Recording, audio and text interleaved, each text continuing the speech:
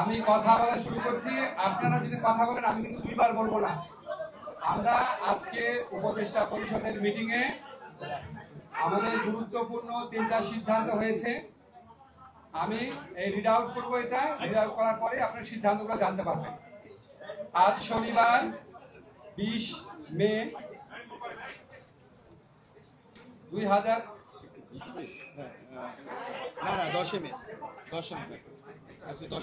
আচ্ছা, আমি আবার থেকে পড়ছি। হ্যাঁ, আজ শনিবার 10 মে 2025 তারিখে উপদেষ্টা পরিষদের এক বিশেষ সভা অনুষ্ঠিত হয়।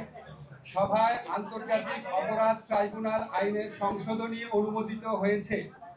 সংশোধনী অনুযায়ী আন্তর্জাতিক অপরাধ ট্রাইব্যুনাল কোনো রাজনৈতিক দল, তার অঙ্গ সংগঠন বা সমর্থক গোষ্ঠীকে শাস্তি দিতে পারবে।